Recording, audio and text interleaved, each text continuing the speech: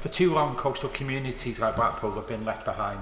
Despite our stunning coastline, our proud heritage and increased resilience of people, Westminster has neglected us for far too long. Now, with a new Labour government in place, we have the opportunity to turn the tide, to ensure that Blackpool and other coastal communities finally get the support they deserve. Nearly 1 in 2 children in Blackpool are living in poverty, and I recently submitted a report to the Child Poverty Task Force based on the experiences of parents and those working with children in Blackpool. Almost 90% of those surveyed said they had financial strain and was damaging children's enjoyment of childhood. This is unacceptable and we must change it.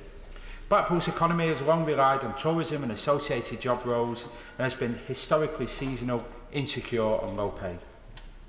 Local efforts have been done much to create a year-round economy and the government must support them.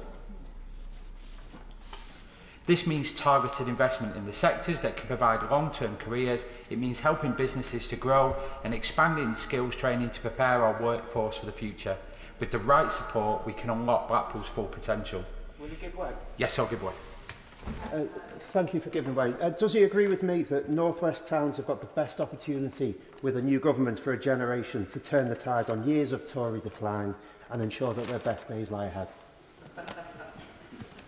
Thank you very much, Madam Deputy Speaker. I completely agree with my honourable friend and his constituency of Southport. I have many happy memories where my family would go from Blackpool to Southport to the Pontins, but my dad would always go the long way round on the motorway, so it felt like we were going further away than we were. As I said, this doesn't mean turning our back on tourism and hospitality, it means investing in it. But implementing the rise in the employer national insurance contributions prevents a significant challenge to them and jobs are at risk. If we are serious about growing our economy and supporting working people, we must give this sector the support it desperately needs. A 12.5% VAT reduction for hospitality and tourism would boost turnover, creating nearly 300,000 jobs over the next decade and delivering billions in tax revenue. This is the kind of bold, ambitious action we need in places like Blackpool to thrive. For too long, places like Blackpool have been left behind, but with the right plan and determination to see it through, we can change that. My constituents demand a voice, and so I'm also calling to appoint a dedicated Minister for Coastal Communities. The last Labour government rebuilt our cities.